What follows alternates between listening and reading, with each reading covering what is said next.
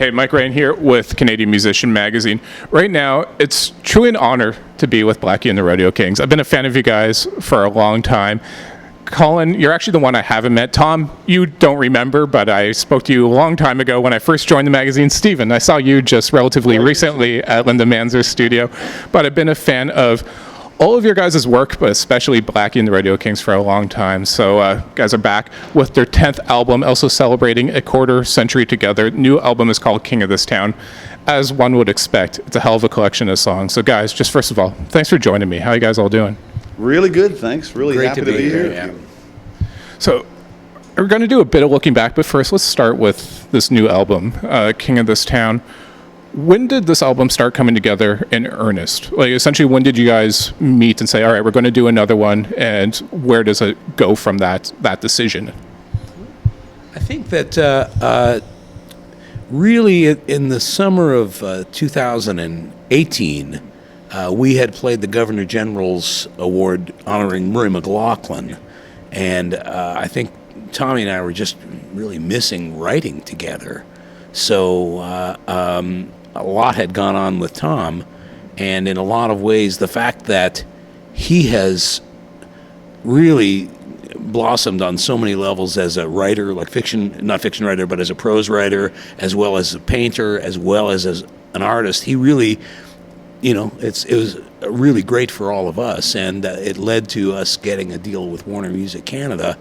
And the president of Warner is also a longtime fan of ours. Steve Kane is a wonderful guy, and it was very inspiring. So we began writing songs, and that's really, when you begin to think, there's maybe something to say here. We got something, at least that's appealing to us to do. That's, I think, how it started, and Tommy began coming down to Nashville pretty regularly, and we just, we wrote a box of songs, and then we all wrote a box of songs. So There's a certain thing that happens with it's I don't know if you remember R. Crumb cartoons, the fabulous Furry Freak Brothers. He was this great cartoonist, but there's this image that he always had, which was like this pickup truck coming over a hill with a dust cloud with like lightning bolts and fists coming out of it.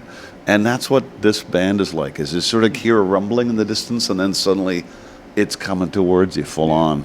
And that sort of started happening around February of last year. that's when we started the record. We got into the studio the writing February. part, when we were A little earlier in than January. Yeah. And it was like, okay, this is really on now. This is definitely on.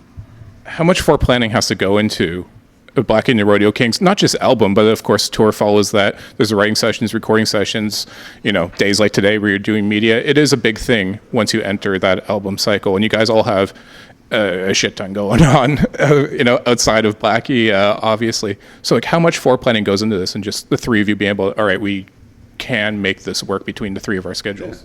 A lot of planning. We went from being a band that respectfully was, playing at like Hughes Room in Toronto and nice little clubs, and we decided that we wanted to play concerts. We also watched our audience grow over the years that we'd been out there doing it. So we took the band from those clubs that we loved into larger concert venues.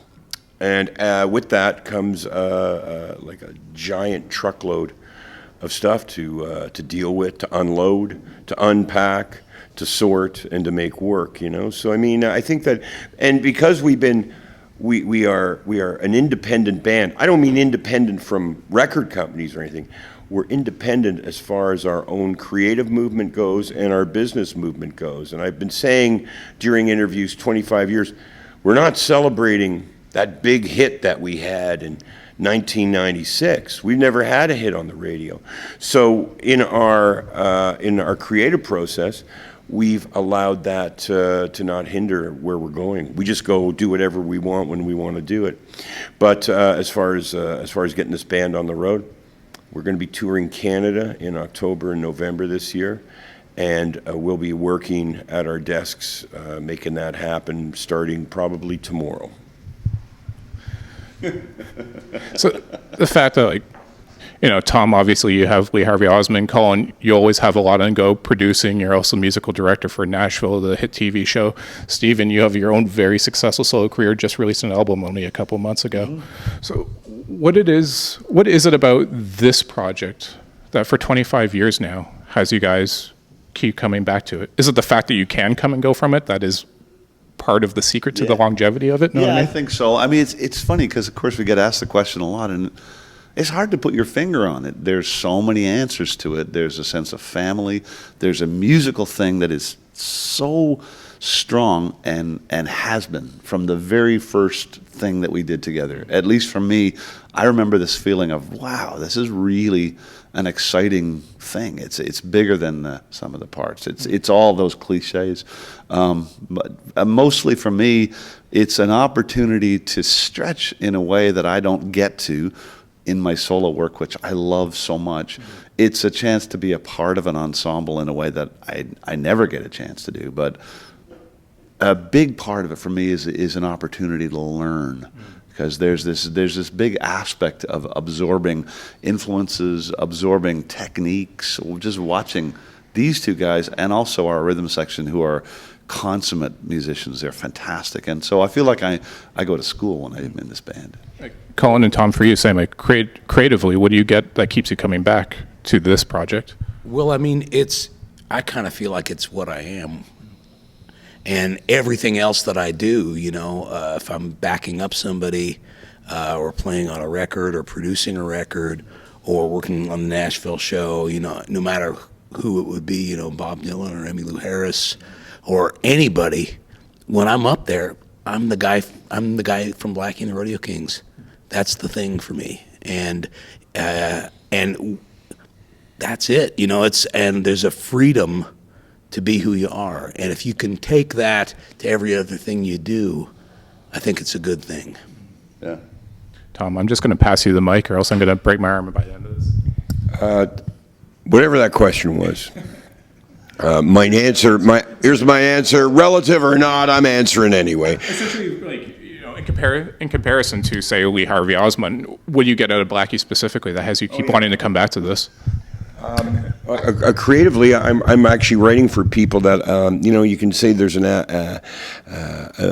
admiration for one another, but that's not a strong enough word for how I feel about Stephen and Colin. I went to see a Stephen Fearing show. I hadn't seen Stephen in a long time. I went to see him at a place called the Mule Spinner in Hamilton, which is a great venue. And as I was watching him, it's like, nobody is as good as this. Stephen does what he does in the same world as Bruce Cockburn and Richard Thompson. That people just don't see anybody perform with an acoustic guitar to that level of songwriting and performing. Colin Linden, at the same time, nobody plays guitar like him on the planet. It's just the way it is. So when I'm thinking about bringing songs or writing songs, sometimes I'm not writing for my voice at all. I'm writing for Stephen Fearing's voice, and sometimes I'm not writing with the idea of how the guitar, how the band's going to be arranged and produced and how it's going to sound. I'm writing thinking about how Colin Linden's going to make whatever I do so much better, like worlds better. So that's something that is worth coming back to for 25 years, hopefully for another 10 years, maybe for another 15 years, or basically until, we're all pushing walkers and emptying colostomy bags. It's a funny thing, not to answer the same question over and over again, but, after a certain amount of time, it's not, people always ask us, there's the rock guy, there's the folk guy, and there's the blues guy. I mean, it's been 25 years, really, truly, this is something that exceeds any of those things. Yeah. And after a certain amount of time, we have more in common than we don't have in common. Yeah. So it really is, when we write something together, any of us write something together, you can't tell who did what. I mean, that's the stupidest equation to try and calculate, because it really has nothing to do with the creative process. But really, truly, been doing it. Our band has been together longer than, twice as long as some of the most important bands who ever made music. So we've been in each other's faces a damn long time. When you guys, let's start with this album at least. I know there's a couple songs on King of This Town that are co-writes that you guys all did together. There's also songs that you each brought to the project. First, for those songs that you each bring to the project, and maybe this is different for each of you, but do you know when you're writing those songs this is a Blackie song? Or you writing for yourself? Like, essentially, what's the equation in terms of those songs that you each individually bring? How do you know what songs you're bringing to Blackie, and at what point do you realize that that's what it's going to be? I'll answer quickly because I know these guys are going to have a different answer. But for me, I do not have a book of songs that I haven't recorded. I basically come upon a new project, either my own record or a Blackie record, with nothing in the hopper. And it's terrifying because these guys are so prolific and the caliber is very high, So what happened with this record was the sense that I was going to bring ideas, and then a bunch of those ideas got finished on my own. So I ended up with these tracks that I had sort of thought, well, I'll see if I can come up with some sketches because I wanted us to write together, which we did. But for me, it's I write for what's right in front of my face. That's, by the way, let me just clarify something. It's been the same goddamn story for 25 years with this guy. Because it's like, hey, well, I don't have any songs, but I have some ideas. It's like, and it's and then he'll show up at the studio. He said, well, I had this idea, and then my flight was delayed in Seattle, so I thought I'd finish the song. And then he plays the song, and it always ends up being my favorite song on the record. And it's like, oh, I see you wrote this between a Starbucks and a magazine stand, and this is fantastic. So just had to clarify something there. It is a funny thing on this record, because for me, if a song is a Blackie and the Rodeo Kings song, I want it to feel like it's as much something that these guys feel is their song as much as anything else. So if I have something for the band, I wouldn't even consider really doing it on my own, because I couldn't imagine it. And when I play by myself, or when Johnny and Gary and I play, I hardly ever do anything that Blackie does. When I do that, I couldn't imagine it. But it's a funny thing, I think with this record, Tommy and I got into a groove. We wrote a lot, in the 2 or 3 months before we went in the studio, probably a whole album's worth of other songs too. And then when Stephen came to Ontario, it was almost like, I think that we got the best songs that the three of us have ever written, and it was totally easy and totally smooth.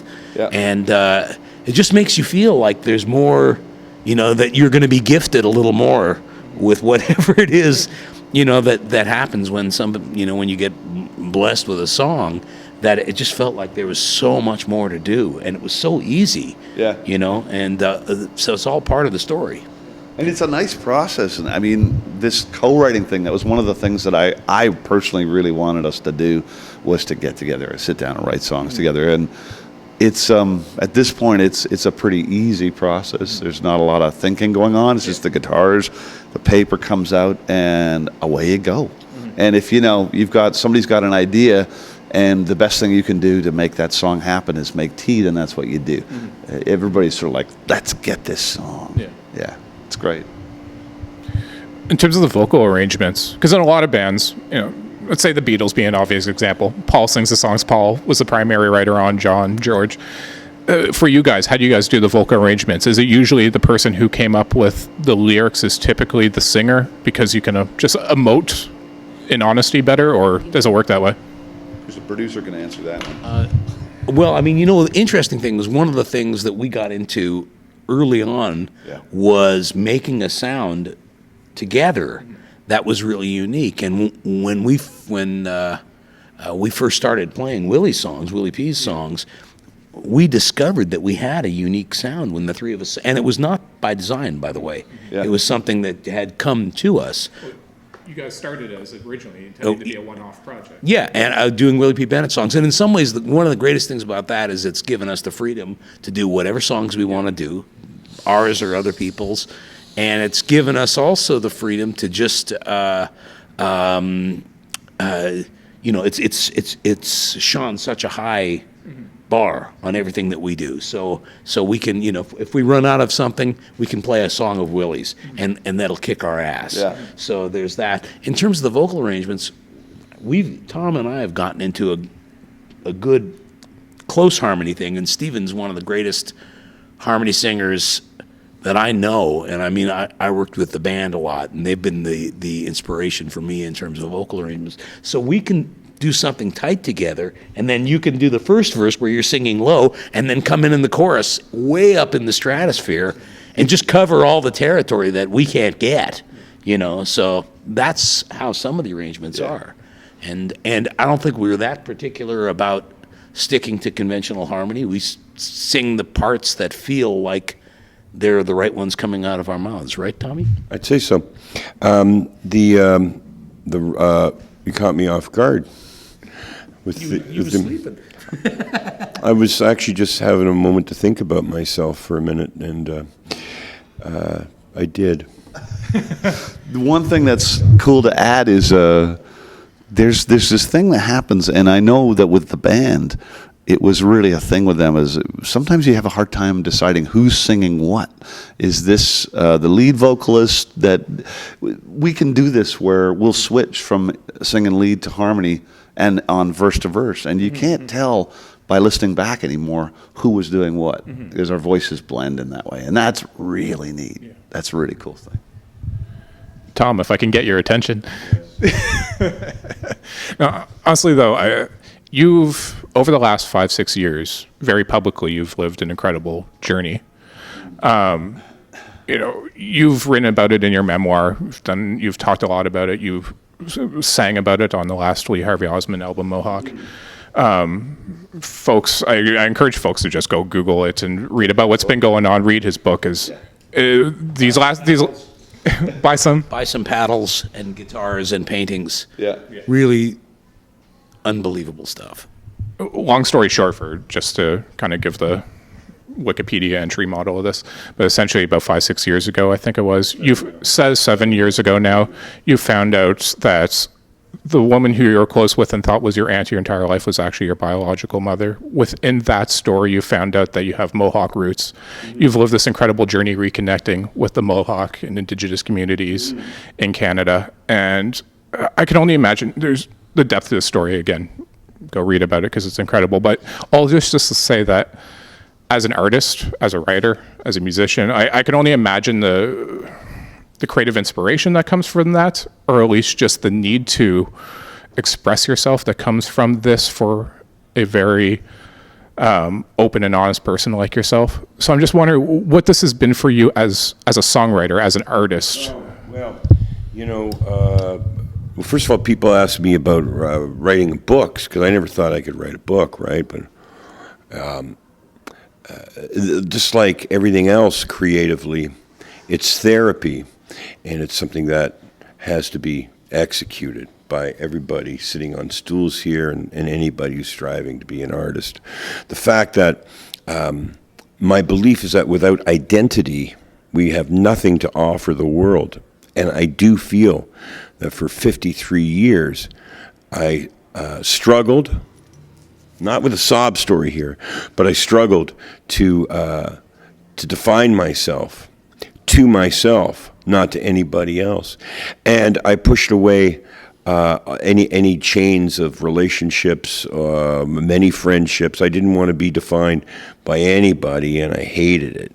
And now I am defined as, it's funny because you mentioned respectfully in a very colonial way, kind of that I'm part Mohawk, and I'm actually mostly Mohawk. And the fact is that that brings a responsibility. It's okay to write a book. I'm writing a second book for Random House called Blood Memory. But it's okay to kind of, beat my chest a little bit and say that I'm a Mohawk and create art around my culture and sincerely try to bring light to my culture. But it's another to find the reasons inside myself to stand up for my nation and for my community, and it's almost having to prove myself to an entire population of people that I never had to prove myself, in my mind, to anybody in my life. So this job that I have now, creatively, is in fact to bring the Mohawk culture back into the light, truly with the belief that every Indigenous child born is a win against colonialism. And I believe that if my art can inspire and tell the stories of the generations that have passed, the languages that have been lost, and the lives that have been destroyed, then I'm kind of walking the right path. You know what I mean? That's beautifully said. For you guys, having known Tom for as long as you have, what's the journey been for you in terms of seeing Tom's journey? What have you seen in him as a person and as an artist? I can't. It's a funny thing because I can understand what you're saying about, finding an identity, or at least being able to put your finger on it. But what always struck me right from the start was how fully formed, if that's the right word, or how strong an identity you all already had. And I remember early on in our band when you decided to quit drinking, and I remember thinking, oh well, that's the end of that. Like, you can't have somebody go through such a dramatic change and expect it to be the same. And it made no difference at all in your personality, which is what kind of blew me away, is how strong your personality is. And so it didn't change that. And I've sort of, both of you guys inspire me in that way, that you have very strong ideas of where you're going and how you're going to get there. And that's always been inspirational for me. So, when Tom found this out, I thought, well, of course you're Mohawk. Like, duh. It's a funny thing because Tommy and I have been friends for 44 years. When we were kids, we were the two youngest people hanging around at the Festival of Friends in Hamilton in 1976. I remember it really clearly. And so we've known each other a long, long time. And I, about 2012, we were both involved in a little independent movie called Please Kill Mr. Know-It-All. And Tom's scene in it is at the beginning of the movie where he's being interviewed by Colin Mockery.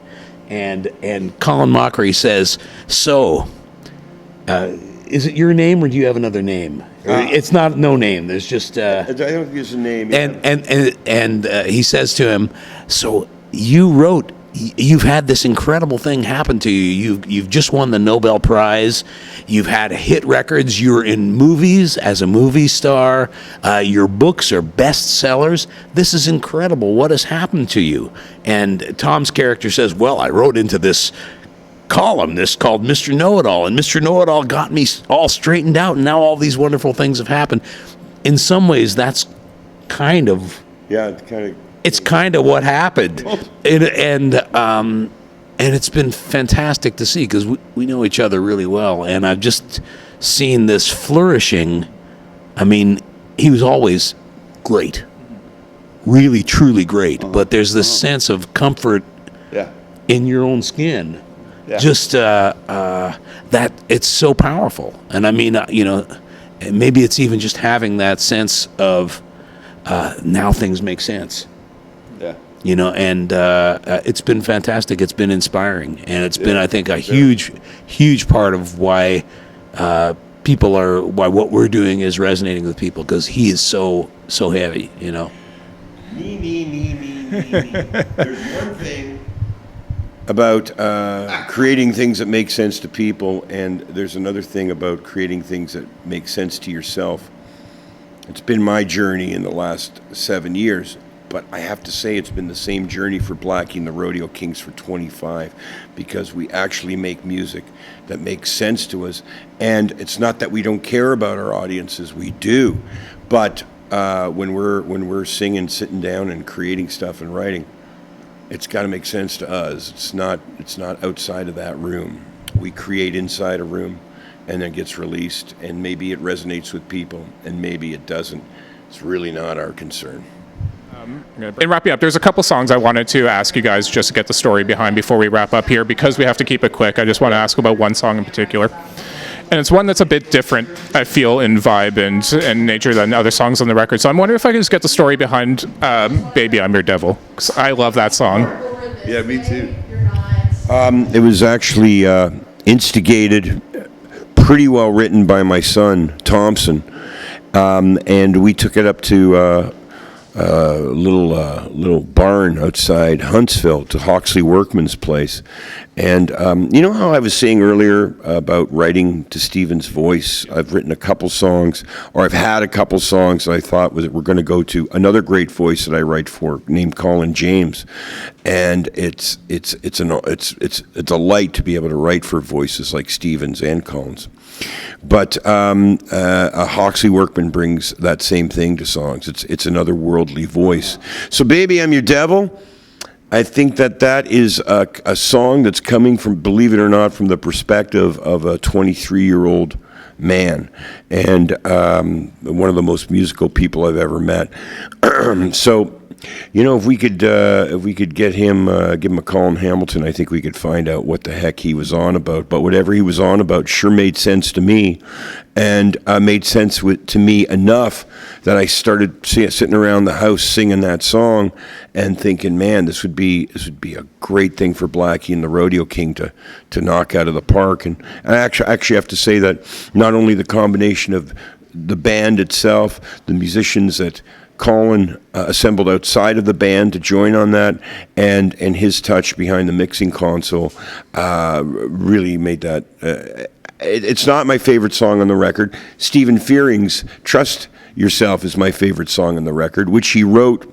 He was, I think that he was just going to the washroom between flights somewhere, and he just thought that he would write it down, and he ended up writing the whole song.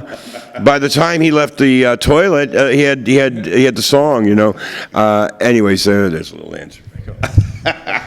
With 3 songwriting talents like yourselves, it's no surprise that, honestly, and I say this with true honesty, that every song in this record is killer. It's an unbelievable collection you guys put together. And honestly, I wish I could talk to each of you. Has such an interesting story, full of perspective and honesty, that I wish I could talk to each of you all day. But thank you for. We're musicians. We don't do anything. Call us up anytime. But honestly, it's a real pleasure. I've been a fan for a long time, and thank you guys for this. I really appreciate it. High five. Cheers, man. Thank you. Thanks, Mike. Again, nice job.